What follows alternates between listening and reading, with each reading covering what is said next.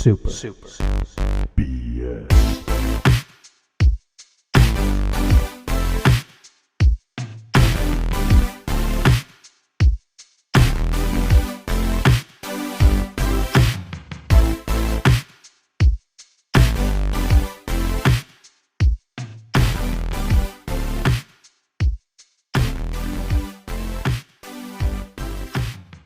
Well, it's I, lovable baby boy Brank, one of the co-hosts of Super BS, a podcast about video games mostly.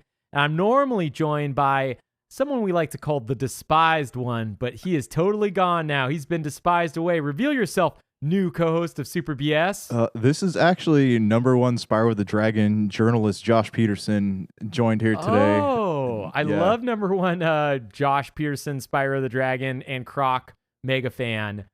Josh Peterson. Those are two great rivalries. How dare you, sir? They are the It's same like mixing game. up Star Wars and Star Trek. You just don't do it, all right? Do you think we're going to get a Croc remake in our lifetime with how many other remakes there have been? You know, oddly enough, there is such a big fan base for that game because from what I hear, they're also they're doing a Gex remake or a Gex reboot or something like in the works. So honestly, we talked about that in this episode, yeah, man, or on this podcast. I think that having a Croc remake is not out of the question, man, because there's still a pretty big following, and the game sells for quite a bit of money on eBay. Yeah, I would love a Croc remake, just because I love that era of gaming when it's done well. It like holds up the worst when you play it modern, but it's just fun to run around and collect things. There's like just kind of a simplistic joy to it. But I don't know, man. I don't know if we're going to get that. But honestly, we're not here to talk about Croc. Go ahead. Hey, before we move on, let me throw a question at you because this was posed to me by I forget who I saw. I think I was talking to Big Dog about Notorious B.I.G. Dog. Yeah, as right. We know him. But I was asked, like, would you rather play, like, what's the best way to enjoy, like, games from the PS1 era? Do you buy, like, a converter for the PS1 to plug into a modern 4K television, or do you just play it on a tube TV? And are we writing out like emulators and we're writing out fan-made mods and emulators? stuff? Like if you still had like a box full of old PlayStation games and your PlayStation 1 console, what is the best way to play it, do you think?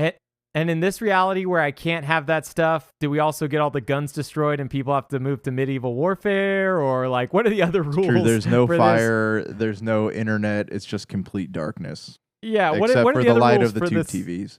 Ridiculous reality where I have to play things on the original PlayStation and I can't use modern emulators and make the games enjoyable. Anyways, if I had to do it out of those two ways, which I would choose neither, and I'm protesting for this question, I guess I'd get a modern converter. Like in this reality, do I also have to buy the TV? Because I don't have a TV. Or is this all in front of me and I get to choose either one? Yeah, it's all in front of you. You just get to pick. Like, would you play it on an up conversion system, or would you play it on like a tube TV? I think I don't know enough about the up conversion. Like, I don't know if it fixes it, but I think you have to play it on the tube TV because you're going to get so much lag. Like, I don't know if the up conversion fixes stuff, but it has a lot of lag issues that I've heard when you try to do it. Yeah, because I actually plugged my Sega Genesis into my LCD TV that I have up in our bedroom, and there is a lot of lag. Like, you hit the button, it takes about 3 to 4 seconds to respond on the TV, and I know there's better systems than what I was using, but I don't know. I feel like if you want to play that game like how it was intended to be played, you play it on a tube on TV. A PC modded, and then you just grab a Sega Genesis controller, and that is how the game was intended. That's how they made it. Not condoning. I'm not condoning at all. I've never even said I've done it. I don't even know what an emulator looks like. Okay, Nintendo. What is an emulator? And tell me what it looks like. Okay, well, anyways, we didn't come here to talk about Sega Genesis and Crocs and PS1s. We came here to talk about the thing you guys all love, Deadpool and Wolverine. Did you watch it? I haven't yet. I've heard. I know. Well, we're about to have a baby, man. I don't have time to go to the movies. Didn't you watch like all the other trash that Marvel released in this whatever generation we're in? I feel like you've seen most of it, and then you missed this one. My wife was not like about to give birth like any minute. That's the only difference. I would It's worth it. I would totally be at the movie theaters if we weren't like going to have a baby literally in a minute. any minute. But no, and in a minute, a baby's a quick process. So you're gonna get that baby out, then go to DP and WV, man. Yeah. Did you see it? I did. It's very good. I won't say anything because I don't want to spoil it, but I think it's the most fun I've had at a Marvel movie in a long time. And I do find it hilarious that the internet, I should say, IGN, is writing like hit pieces about it every day. It's because crazy, right? All it's been doing is making fun of everything most people hate, like the multiverse. And I will say, like, it's making fun of it hypocritically. Like, that stuff's still in there, but at least it's poking fun at it. And I feel like they're upset about that, I don't know. Like, I've been reading those articles. They obviously got offended by something in that movie because they just keep on. And honestly, like, you go to a Deadpool and Wolverine movie, like, I don't know what, if you're not, you shouldn't be expecting like an art house film that's going to hit all like the gender boxes and the race politics and all that stuff. It's just, it is what it is. It's Deadpool. I mean, Wesley Snipes, I know he makes a cameo, but in an interview, he was like, what are you doing? Spoiling stuff. Sorry. But I know he was like, that's just who Ryan Reynolds is. Ryan Reynolds plays Ryan Reynolds in every movie he's in. Yeah, I will say, I expected their big love scene that they have just because I wanted to see, equality. So that's why I went there. Right. When they didn't have that Deadpool / Wolverine, you walked out. Lovemaking scene, I did walk out. I waited till the whole movie, and then I walked out right after the credits. Right after the end credit scene, I walked out, and I was upset. I was livid. I went to Twitter. I posted all my tweets. I said, "Hey, give me that scene," and they didn't do it. This is not the one I saw on the internet.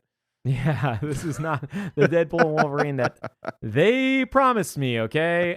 No, it is good. It's one of the better Marvel. I mean, it's probably my favorite Marvel movie I've seen since Spider-Man, whatever the third one was. No Way Home? Homecoming? No, that's the one with Tom Holland and Andrew Garfield and all that. Yeah. Hey, spoil everything some more, why don't you? It came out like, 3 years ago now? 2 years ago, we're probably. At a point where we can spoil it. I will tell you what, though. I did finish, at your recommendation, I did finish season 1 of House of the Dragon. Okay, and spoil the ending for No, I'm just joking. What do you think of it? It was good, man. Like, I think it suffers from like Game of Thrones, like stepping out from the shadow of Game of Thrones, because Game of Thrones, I feel like, desensitized us to a lot of like oh my gosh, I can't believe that happened, and there's some moments where they try to make it like shock and surprise you, but it just doesn't hit the same because you're like, oh, I saw the red wedding, I guess, but I will say, after trying the boys on for size, putting those pants on that the boys like to wear, and that having like no consequence ever, right? Like, I tried to get through season 1, and there's like one consequential thing that happens really early on. I want to say in the first 3 episodes. Yeah. And you're like, oh my goodness, is this what this show is going to be? And I was super excited. And then you realize pretty early on, like 4 episodes in after that, you're like, oh no, that was a one-off special thing to get you hooked, and now everybody has plot armor. So I don't know. I still like House of the Dragons. Oh yeah, House of the Dragons, great. Because I just think so many shows have plot armor stuff, right? And like, outside of, did you ever watch Shogun? Did you get to Shogun yet? I did, yeah. I finished it. Okay, good. It was a great show. Yeah, Shogun's great. And Shogun is like another show where it's like, hey, there seems to be consequence. There is not like, nothing's too precious, right? For the most part. There's a little bit of plot armor stuff, but for the most part, you can be surprised in that show. Yeah. I feel like House of the Dragons is the only other show doing that. Now, I haven't been watching The Acolyte. I know it's your favorite show. I know we go on this podcast talking about The Acolyte all day, every day, and you just love it. You always got to stop me. I got a text before the show. He's like, hey, we need to limit the Acolyte talk on the show. No more Acolyte. No more Book of Boba Fett. We know what you like, okay? We know that those are your 2 favorite shows ever made. Okay, well, I mean, the real story isn't Deadpool and Wolverine, nor is it Croc on PS1. The real story is I've become a pro gamer, elite gamer, 360 no-scope headshots 420 style, all day, every day, because I played Call of Duty Modern Warfare 3, which just dropped on Game Pass last week. Boy, have you played it? No, I have not. Part of Game Pass. What's your excuse? It's part of Game Pass. I don't have one. I know. You don't have a Game Pass. I'm going to go into exile here. We're going to have to kick you off the show. We're trying to get another person on this show. To Josh Peterson, the not Spyro journalist anymore because he failed. Yeah. Well, we'll just go back to your old nickname, the despised one. We'll just revisit that. We won't let that one die. No, Call of Duty Modern Warfare 3 is a lot of fun, especially for free $99, aka whatever Game Pass costs. But I get it for Microsoft Rewards points. It's awesome. It's just fun. It's like a shut off your brain and shooty shoot game. And I have been, after I became the Erd Tree last week on the podcast, everybody remembers I am now a tree.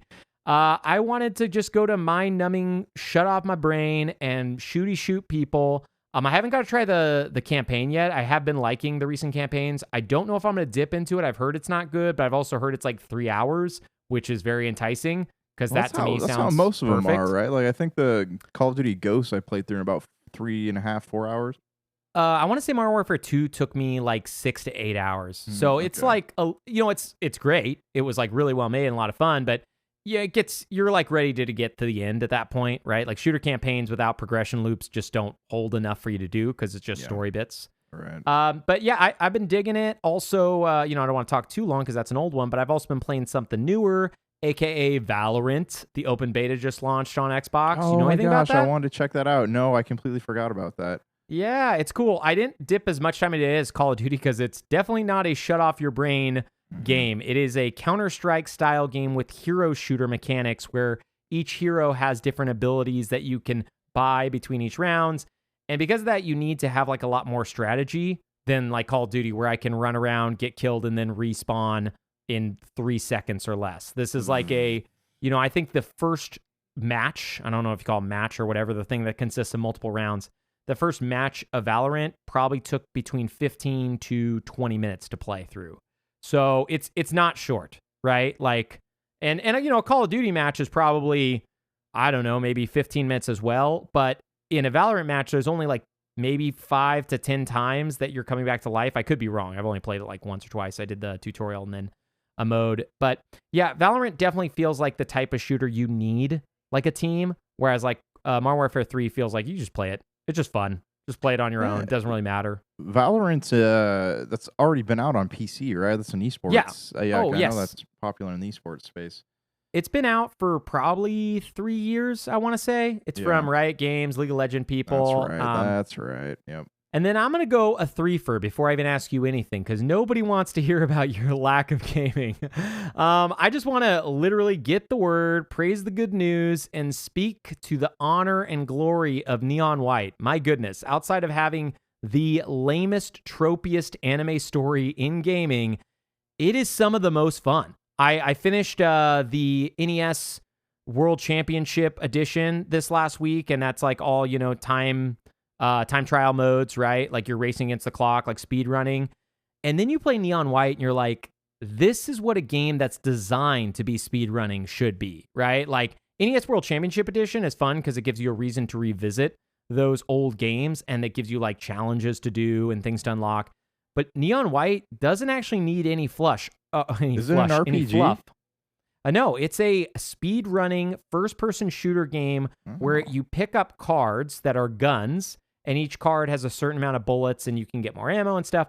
But every gun also has like a discard ability. So when you get rid of the card, you can like do something. And most of those are platforming based, right? So there's like a pistol, and you can shoot it, or when you discard it, you get a double jump, right? You can jump, and then you can, or as many jumps as you want, right? It's an extra boost jump. Yeah. Or there's a rifle where if you shoot it, you can shoot as a rifle, or you can use it as a boost forward, and you can go through any enemies, so it'll help your speed, right? Dang, okay. There's a submachine gun where it shoots like a submachine gun, or if you press the discard, it drops you as fast as possible and then kills all enemies around where you drop. Yeah. So there's a lot of other things like that. I think the story is about as bad as I can imagine. I've already said that on this podcast before. It is not for me. If you like anime and you kind of want to perv out a little bit, there's that stuff in there for you. That's the only reason I want to play. I'm sold now. I know you're primo perv. We call you. We have a perv chart on the wall back there. This isn't a video podcast, so you can't see. And your face is number one. There's a lot of other good people on that board, but I won't reveal them off air. Once this becomes a video game, or once this podcast goes to our Patreon members, so sign up today.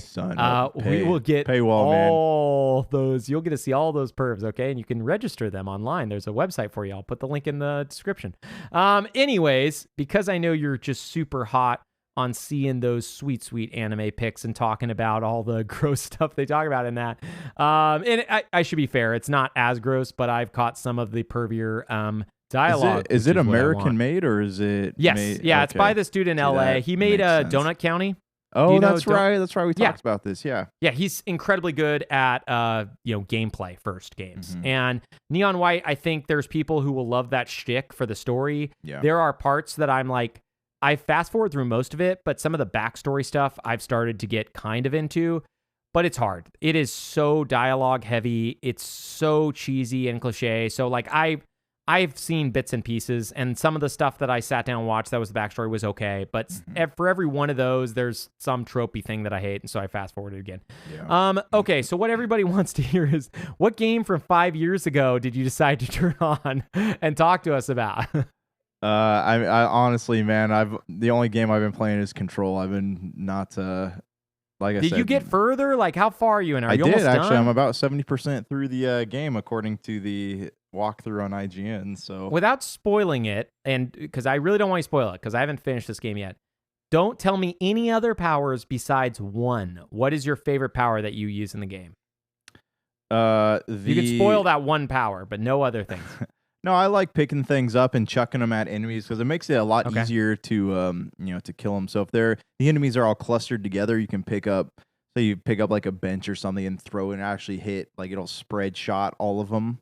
Okay. So that that makes it a lot easier to use. But I like how you don't have to like search overly hard to find. There's different like power ups. The different power ups that are around the map. You get them from the cursed objects or whatever they're called. But they're not that hard to find. So sometimes you just kind of like stumble into a room and it's there. But you don't have to do like in Mario, you have to do like something. Most of the time to find like the hidden stars is like crazy difficult. You have to do something nearly impossible. In this game, they're just kind of there. You just kind of like stumble upon them. So that's been fun. But yeah, I mean, I'm liking it so far. Like it's got it's eerie. I'll definitely finish it. Like I said, I'm about 70% done with the the game. So I'm for a second there, I lost what you were talking about because you mentioned Mario with hidden stars, and then I realized you're still talking about Control. So. Like this hidden object, are you talking about like collectibles, like what you'd find in Uncharted, or are there actually like hidden abilities, or like because what is like your no? I'm sorry for like you. I was talking about I was talking about Mario. Like the stars are hidden like really well in the map. Sometimes you got to do a certain amount of things, or not amount. There's a certain method to getting the stars. In Control, you don't have to do things like that. Like you don't have hidden objects. Linear. You just have. It's linear, but anywhere you go, like you look at the map or you go, oh, like, hey, there's a door off to the left, and usually just like takes you where you need to go to get that cursed object, which gives you that power up ability. Oh, okay. I think I'm tracking. I mainly was focusing on Mario 64 stars because that's I'm talking about the Control Mario crossover. Have you not? Yes, that's the mod that I'm playing right now. As I modded Mario 64 get on my level, into please. Control. Yes. Yeah. Okay, so that's it. You've just been controlling it up. That's it, man. That's it. I know. Not the number one games journalist right now. This guy is the number one gaming critic ever, and we listen to him for all the modern gaming takes. Right? You're out there playing Star Wars Outlaws right now, and you're NDA'd though. I get it. You don't want to share with us. I can't talk about it. I can't even acknowledge that you're talking right now without getting sued. Yeah, on the Patreon, once you guys pay just a one quick small cost of $3,459.99, that we will unlock that episode. That's our legal fees, yeah. Asterisk after August 30th. We will put that episode up on the Patreon. Okay, my bro. Well, we got to go to an ad break real quick, and then we're going to come back to do some news and some topics. Peace. Okay, here we are for our ad, our favorite thing. We are going to go to the Hoarder Corner themselves. Find this store on happyhoarder.biz.net. Okay, once you go there, buy stuff. No, give us the real URL. We got to know about the Happy Hoarder. It's happyhoardercollectibles.com, all right? You can go there. You can buy your Funko Pops. You can buy your action figures. You can buy your comic books and manga and Pokemon cards and One Piece cards. we have all the cards, man. All the cards, all the cars, all the toys. The cards and all the cars. You can buy a new Yukon 2024. Some of the toys hold cards, and some of the toys go into cars. And you just go to the website, man. It's www.happyhoardercollectibles.com. Can we get you happyhoarders.com? I do like that ad. That's good. We're going to get this as a real ad someday, okay? But you should check out happyhoardercollectibles.com. When did you get in the manga game? We got to hear about this. This is what the people on the Patreon want to know. So let me tell you about this. All right, we did a convention back in February called Anime like Sukuna or something. I don't remember how to say, but it was Suikoden. Yeah, it was up the road from us. But right before that happened, because it's an anime convention. Right before that happened, there's one of the distribution centers I was using had like a buy one get one 50% off manga. So I like Googled what is the best selling manga right now, and I got a bunch of those and actually sold incredibly well. So Dragon Ball Z. It's all Dragon Ball Z and Dragon Ball Z Jujutsu Super. Kaisen, am I right? man. It's One Piece. Dragon Ball Super is still on the list, but really, it is, man. Yeah, you guys Kaiju Dragon number Ball 8. Super and stuff. People love their Shonen Jump mangas, man. Did you get the Adventure Zone graphic novel, or like what have you been selling in the graphic novel space? A lot of Jujutsu Kaisen and Chainsaw Man. That's kind of manga, man. I'm asking you about U.S. graphic novels. USA. USA. Oh, gotcha. No, we sell a lot of Hellboy and Daredevil, Spider-Man. It's the bigs, man. I can't remember the last I ordered a bunch of graphic novels for Birthright, and I don't know if you heard about that one. Really cool comic book, but it's like about this guy who, as a kid, was kidnapped and taken to a fantasy world, and time moves differently. So he comes back like 2 weeks later, but he's a big grown adult. And the story is about him trying to convince his parents and brother and stuff that he's actually who he says he is. Anyway, it's a really cool story. So I bought some of that, and nobody wants it. Big. So That's actually called Big. It stars Tom Hanks. No, so not the same story. He gets AIDS, and then he does goes. He really? I don't think I've ever watched that movie. Does he? I think that's Philadelphia, but they're all the same. He plays the same guy. Okay, well, ad break over. Go to happyhoarderscollectibles.com. Peace. Okay, now that we've come back from that ad, which was done beautifully by the despised one and myself, we nailed it. Totally separate recording session. People are nonstop buying from us every day, right? Our Patreon numbers are through the roof already, and then our new sales from our new business is even more through the roof. Boom. It's done. To the point where yeah. I feel like I need to be that Instagram influencer guy who has the picture of the car that he doesn't own that he finds somewhere and he takes a picture. Yeah, what did he say? He gets out of a Lamborghini. He goes, "I made $1 million+ last year. Here's how I did it." Yeah, and then it's not his Lamborghini at all, and he actually owner of the drives house comes out. "Get out of my car!" The owner of the house he's standing out in front of. I love it when people do that stuff. It's a quick side tangent when people are that brave that they take pictures of things that aren't theirs. Nothing and then on social media is real. I know. I saw a video of someone recording someone doing a rap video in front of some random Dodge Viper that they found on the street. Yeah. So that's what we're all about here at Super BS, okay? A podcast about video games mostly is rap videos and pretending we own things that we don't. Okay, so we're going to do some gaming news. There isn't a lot, but we're going to tie it in with the topic. And one of the biggest things I thought of today when I was reading that sweet news, I opened up my newspaper in the morning. I turned it to the Xbox section, as I always do. So I like to do that with my word puzzles and my comics. I like to go there. I saw that gaming hardware is down big time, and I saw that the Xbox hardware specifically is down 42% from last year, and we're seeing this kind of across the entire industry. It's summer, for one. There haven't been that many big games released in the last 2 months, but even more so than that, I wanted to pick your brain because realistically, we're at a space now where, the next Switch is going to be coming out early next year. Mm-hmm. The next Xbox might be coming out either next year or 2026. And PlayStation might be readying a mid-gen refresh this year for potentially a 2026 or 2027 next-gen update.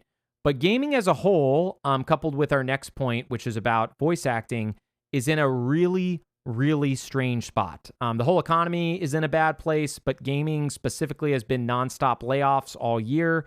And outside of some big titles, there hasn't been a lot of really great news to write home about.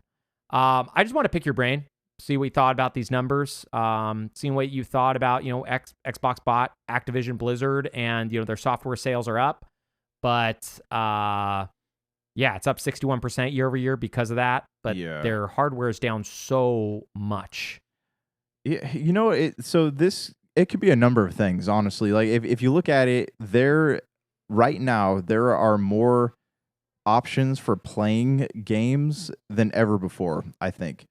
We have the consoles themselves, you can play on PC, you can play on the handheld PCs. You could play on your phone, right? Like there's a lot of places for the Xbox ecosystem. There's a lot of places you can go to play that don't necessarily involve having to have a console.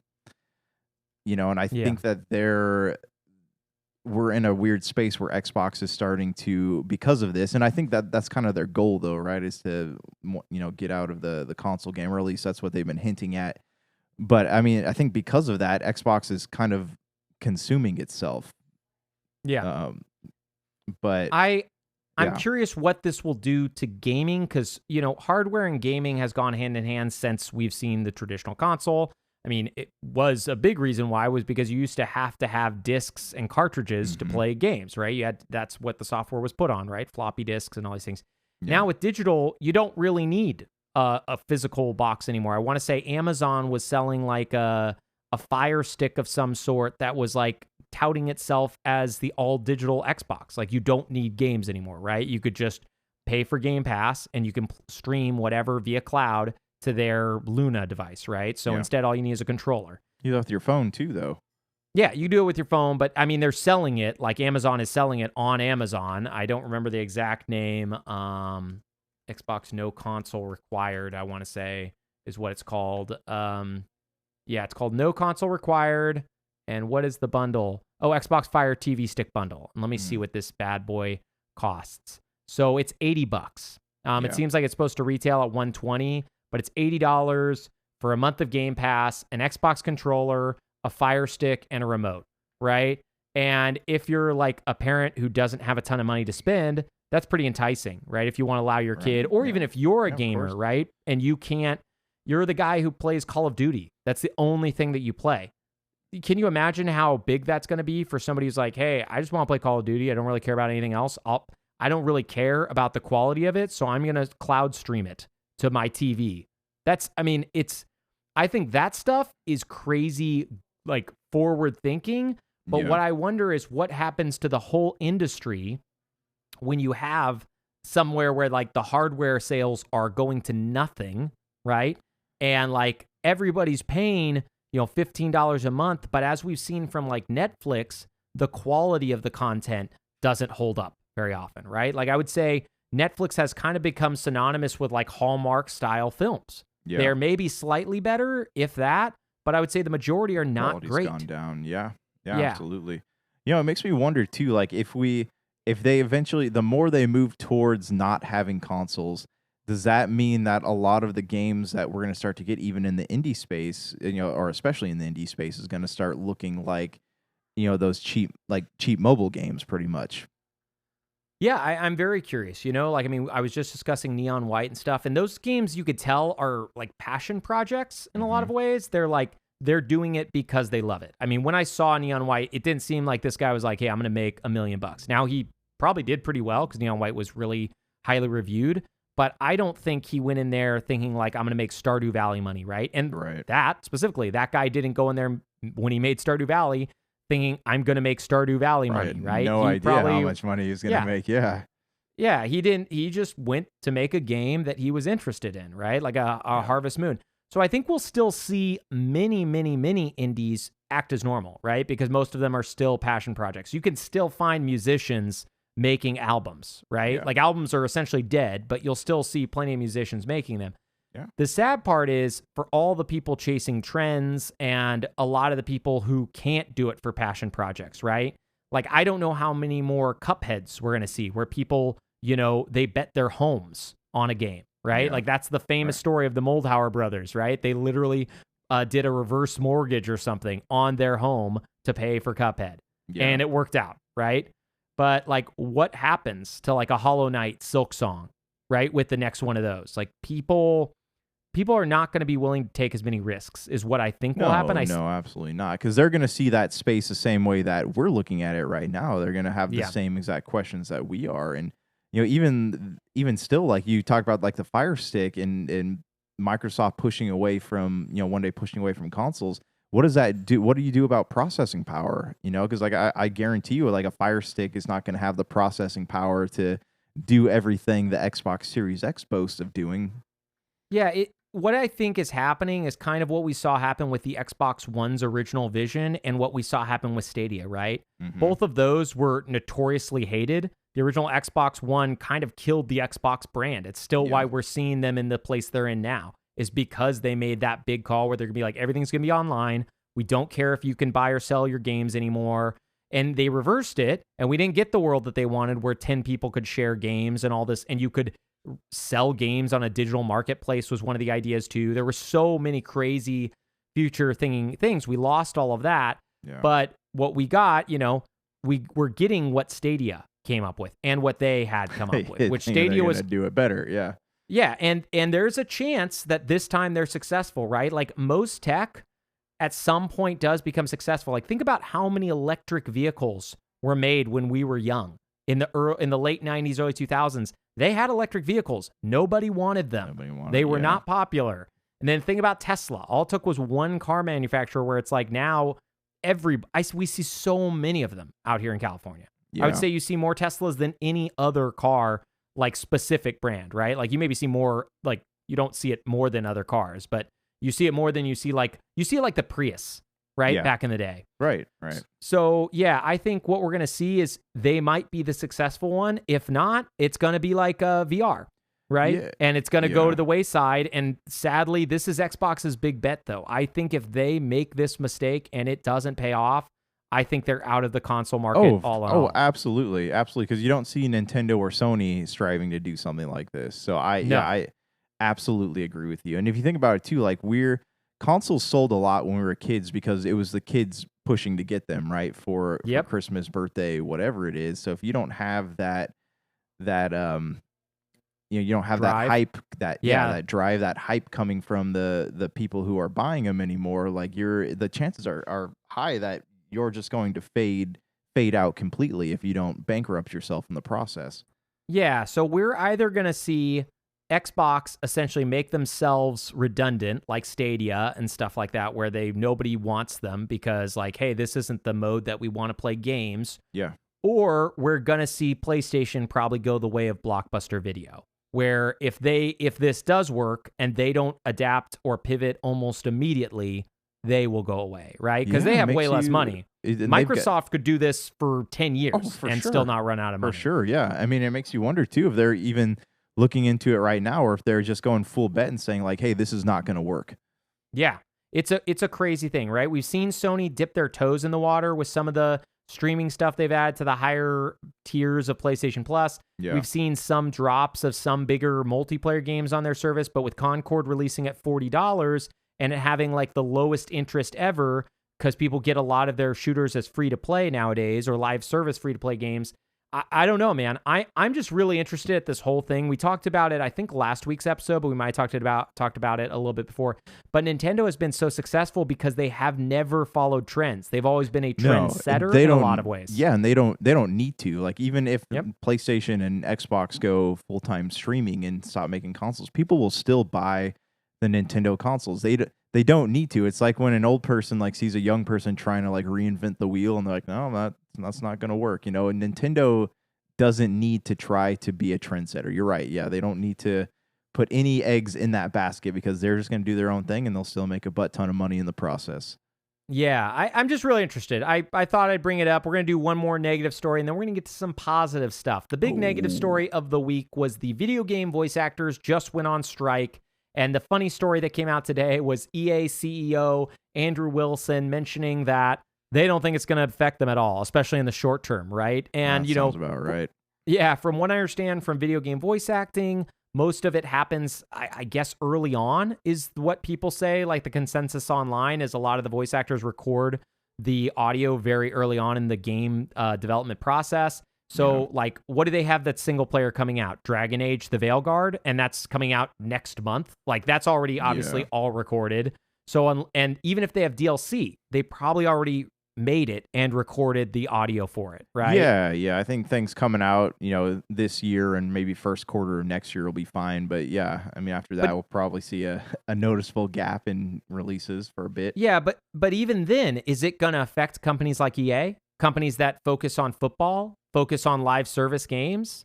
Like, I don't know if the people who do announcing on those games are SAG-AFTRA voice actors, but even if they are, couldn't you just see... Yeah. What? No, I think I'm sure they're part of some sort of union for sports announcers or whatever. But say even if they are, right? I could see EA just pivot to AI. It's getting close enough that you cannot tell the difference for some things unless you're paying attention. I think that's what the strike is about, though. Like, I think it's about these companies using the voice actors, using AI to recreate voices done by these voice actors. Yeah, but if you don't need them, do you have to go to the table for them, right? Like, if you're EA, do you have to visit the table and, like, see, right? Like, Netflix wanted to have writers. That's why they went to the table, right? To go and meet the needs of, like, their actual, like, their production company.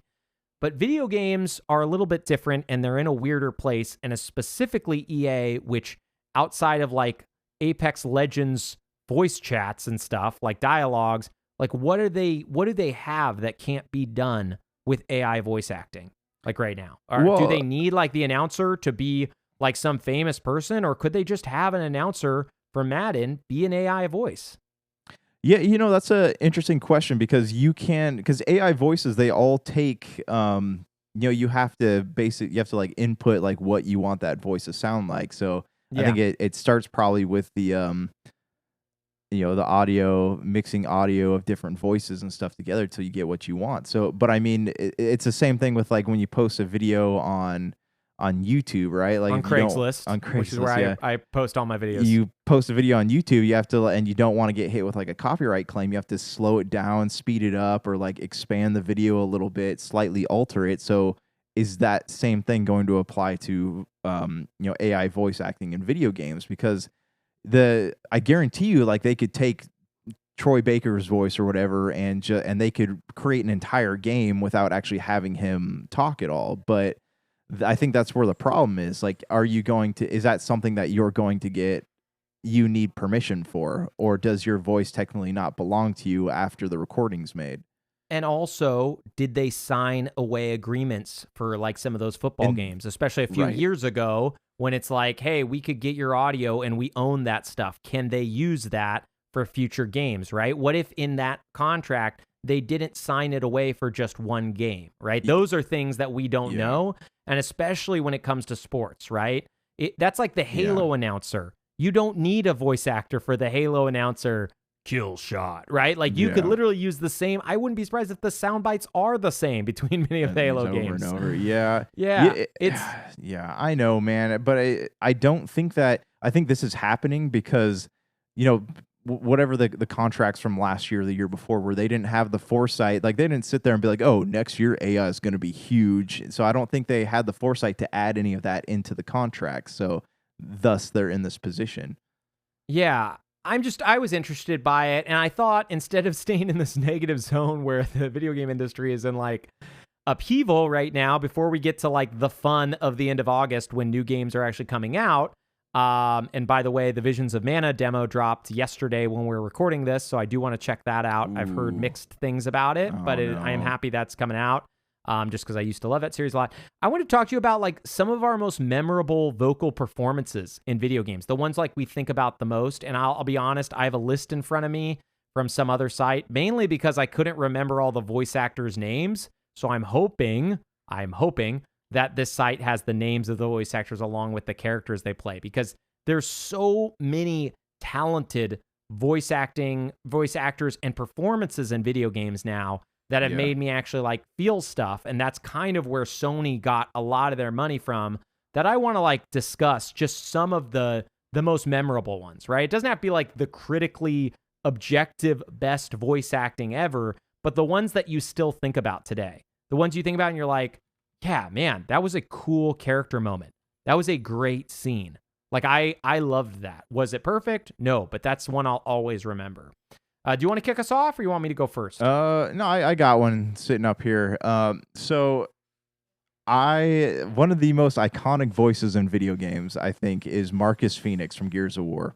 I was thinking about him too, actually. It was funny And that you said that. that's John DiMaggio, and like I remember here or DiMaggio, I don't know if I'm saying that right, It's but DiMaggio. You got it right I remember when I found out though that he also does the voice of Bender in Futurama. Is like, Yeah. what in the He's world? a very talented voice actor. Yeah, because because of stuff. two different things. But anyways, like Gears of War, like hearing the gruff and the deepness, even when he's emotion, like you can still feel the emotion in that voice, even when he's going "Dom ammo" or whatever. Like it's just that's disgustingly talented. Like I'm sorry, I'm saying that in a positive light, but yeah, I can't even imagine being able to do something like that. Yeah, I think Gears of War, I don't know why it stuck to me too, because I just think about the gruffness of his voice. But yeah, it's just so funny. When you first said you were thinking about the most iconic, like obviously, like the first thing that ran in my head was Mario, right? Because it's me. Everybody knows the voice. Right. But the truth is, like, Mario doesn't have any vocal performances where I've been like moved by it, right? And not consistent too. Like Yeah. as a kid, you didn't hear Mario talking that much. Just heard like it's a Mario. You Yeah. didn't hear. Same thing with Sonic the Hedgehog. Like Sonic, obviously now people are like, oh, Ben Schwartz for sure is Sonic thanks to the movies. But as a kid, you didn't ever hear Sonic talking that much, so it wasn't something that really stuck with you. Yeah, I think it's the one area where, like, I'm going to go talking about platform holders, publishers, whatever you want to call them, where I think Nintendo struggles because, like, as memorable as their games are, I would say their voice acting is the lowest in terms of memory. Like, when I think of them, I think of, like, silent protagonists, right? Even the newest Tears of the Kingdom, the newest Zelda, Tears of the Kingdom, has some incredible performances, but I can't even put it in, like, a top 5 if you were going to put it there, just because, like, compared to the contemporaries, like it's not even that good. And that's the objective list, right? But since this is subjective, I want to bring up an oldie but a goodie. I saw this one on the list and I was like, yeah, I remember listening to this voice and absolutely loving it. And it's kind of like a twofer, but the voice acting in Halo 2, specifically the Arbiter. Hearing Keith David voice that deep, man, Keith David's got the best voice, right? For gaming. He's just like everything he's in Rick and Morty. It's just, you can tell the Keith David voice, right? He's also in Saints Row 4, I want to say, as the president. But yeah, him and the voice of Master Chief, which I don't know the voice of Master Chief. I couldn't tell you who it is, but they just have this way of talking where you're like, whoa, this is hyped up. And I promise you, it's not all Xbox stuff we're going to talk about. Steve Downs. Master Chief. Steve Downs as Master Chief. It's just one of those things where you think about it and there's just like a weight to it, right? They were the ultra self-serious time in gaming. And because of that, like every single yell, every single like command was so good. So anyways, go ahead, hit me with another one. All right, I'm gonna say like I don't know what else he's been in, but I'm gonna say Mark Meer because the voice of Commander Shepard from Mass Effect. Like I've spent so much time in that world that I have come to like I've come to like know his voice very well. I'm like, oh, it's it's Commander Shepard, whatever. But I don't know. I feel like we spent 3 games with that voice actor, and I would consider him pretty iconic. Yeah, I think that's a very, very good call out. This one for me was like a really, really big one back when it came out. And this series honestly has some of the most memorable voice acting. I can't remember, and this I said memorable, and I mentioned I can't remember next. But I can't remember if this character is who I think it is, which I believe it is. But Andrew Ryan from the original BioShock. This actor's name is Armin Shimmerman. And I believe, if I remember correctly, that Andrew Ryan is the voice of the guy guiding you. I want to say he goes by the code name Atlas. Atlas, that's right. Yep. Yeah, and that voice acting that followed you through the game, it's so powerful. But I could be wrong. Those could be two totally different characters.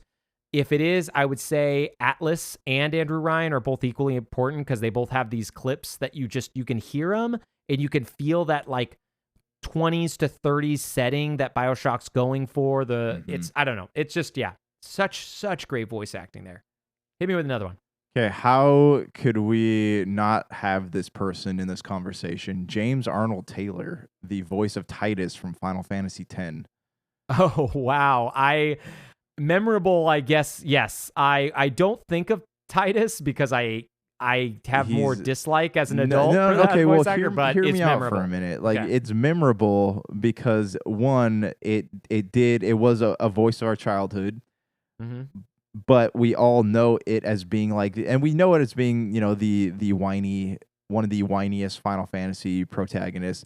But also, this guy has been in a ton of like Disney shows from when we were kids, So like we know his voice from that. We know him from Ratchet and Clank and a bunch of other. We know him from Star Wars: The Clone Wars. Like this guy, and not just Titus, but he's been in a whole lot of other things that we would know if we heard the voice, of the character in the show.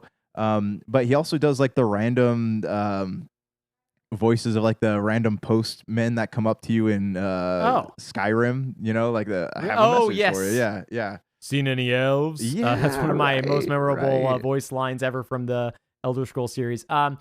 So to follow that up, because what you said triggered my memory for one of my favorite voice actors, especially when we were young. I absolutely loved Keith Ferguson, and you might not remember his name, but he was the voice actor for Bosch von Ronsenberg from Final Fantasy XII. And I was in love with that game when it came out. Between like the judges. Yeah. Oh man, it was just like he was such a cool character, right? And I thought between him and Balthier, I want to say that's the name of the other character, like the swashbuckler, right? They had just such great characters. Like I was never a Vaughn like dude, like I just like didn't love him. But Bosch and Balthier, man, I couldn't. That game had so many great voice actors though. There's so many scenes where it's like, I can't remember his name, but like the Emperor character, he'll do like some really dark scene. And it was just like all so incredible, right? Like I love it. Anyways, hit me with another one. Okay. I mean, I'm going to just hit this straight off. Christopher Judge, God of War. Oh yeah. He was one I was thinking about too. Oh my goodness. Especially the recent God of War 2 games, I guess that's when he started. Yeah. He only did 2018 and 2022's, but it's the first time they actually like developed Kratos as a character, and I think like he really nailed that performance. Oh yeah, it is definitely like that's where Sony I think brings it. I mean, this whole thing could have just been Sony, and I think us not talking about just like Jin Sakai or the Peter Parker or Miles Morales characters or Christopher Judge or Nathan Drake, right? Not Nathan Fillion. What's the guy who used to be Nolan North, used to be in every game. It's so crazy how he got replaced by Troy Baker. But anyways, Nathan Drake. Those characters, they all have so much character to their voice acting. There's so much range of emotion. That's where like Sony really set themselves apart from the other competitors, was the PS3 generation of them being like, hey, you know what? We're going to do these very story-heavy games, the ones they always make, but the performances are always good. I can't even think of one where I was like, oh, this performance was bad. I think the closest was Days Gone with Deacon St. John, our favorite character ever. Yeah. And I don't even think it was the voice acting was bad. I just thought Deacon St. John was the dumbest name. And it was like Sons of Anarchy with zombies. I think that's what kind of pushed me away from the games, because I was like, I think biker gangs are stupid. Yeah. To get us back to a game that isn't Sony, but that was kind of mimicking Sony, the new Lara Croft. I guess her name is Camille Luddington. Yeah, she was great. She was amazing. Honestly, like when you play those games, it's hard to remember that, oh, this isn't a person. This is a video game character, because she embodies Lara Croft so well. And it became a character where, she's good looking, but it wasn't about like what the original games were about, right? Like it's not like a sex object anymore. It felt like a fairly realistic person. Obviously not so totally real, but I really enjoyed that character because it felt like a human, somebody who had fears and flaws but was still adventurous. It felt like honestly, compared to the most recent Indiana Jones, it felt like a real treasure hunter, like somebody that I actually wanted to see. And hit the me with mechanics in that game Yeah. work so much better than Uncharted. Dude. Oh man, it was way better than Uncharted that way. I think it's hard for me to compare the two because I do think Uncharted has better voice performances overall, but I think Lara Gameplay Croft I might mechanics. like more. Yeah, I think the gameplay in Tomb Raider, and I might like Lara Croft's voice actor just above Nathan Drake, just barely. Oh, absolutely. Yeah, I agree, man. This next one I got for you is Matthew Peretta, who does the voice of Alan Wake. Whoa, I was hoping you were going to say Matthew Broderick from Godzilla 1999, and I was like, Roland get that Emmerich, guy in best here, film my ever." favorite. Yeah. No, I mean, I think the voice is what drew me into that game, is what made me really like that character so much. And he actually does a lot of voices in Control too, but I don't think that game would have worked at all without him behind the voice of the main character. Yeah, I totally agree. I feel like that's the one thing Remedy has always done. Like, memorable, not best. I'll always remember Max Payne. I don't even know who the voice actor is, but I can just hear that voice. And like the funny thing is, I forgot the director's name right now, but the director of that studio, they used his face. Do you remember the name of the Max Payne director? The guy who's the lead director of Remedy. Let me put this. John Moore, is that who you're talking about? No, that's director of the movie. Oh, the movie, I'm talking about the video game. It's the Sam Lake. He's like the lead writer and stuff. But he is like, it's his face. But that voice actor, I'll always remember it and its self-seriousness. And as a kid, loving it because we just didn't have many like super well acted games, right? There weren't many games with voice acting where you'd be like, oh, this actually feels like a movie, right? Because we had Titus instead. Which to be fair, that's like a pretty great voice actor for that time. Hit me with another one. All right, I got okay. David We'll Eddings. wrap up soon. David Eddings, who's this? man. So he voiced Claptrap in the first 4 Borderlands games. Oh man. If I could never hear that voice again, but it is memorable. I will say. No, actually, I met David. He signed my my Borderlands 2 Claptrap figure when he's got the wizard hat. And so he wrote on the package. He goes, "No," and he wraps all the way around the box, and then it says "stairs." And I was like, "Oh, that's really cool." But I you know, a lot of people were annoyed by that character, but I think that character is iconic. Did you also love Jar Jar Binks? Because I have to imagine there's this like Venn diagram of like Claptrap lovers, Jar Jar Binks lovers, and they're like they meet in the middle. Man, like, I have such fond memories of Borderlands, though. I mean, I felt bad for the Jar Jar Binks actor. I don't feel like he deserved the hate he got, but there is characters where you're like, yeah, I get why people don't like you. Okay, let's wrap it up with a couple more. I'm going to do the biggie from Troy Baker, the one you're all thinking about, the one that put him on the map. Yeah, I'm talking about the character from BioShock Infinite. I can't even remember that character's name, but boy, do I remember that voice, and I remember the performance. What? No, I'm trying to remember his name. It's funny because the main protagonists' names in BioShock games, I don't really care at all what they were, but his like. Just his that scene where he plays Booker DeWitt. Yep. That scene where he plays the guitar, right? And he goes there and plays with Emily. Is that the female actress's name? Yep. My goodness, it was just such a powerful scene at a time where we were still in the 360. There weren't many games that had quality level voice acting. Game, though, yeah. Yeah. Oh my! It was like at that time that was the end of the console, and later that year, Grand Theft Auto 5 came out.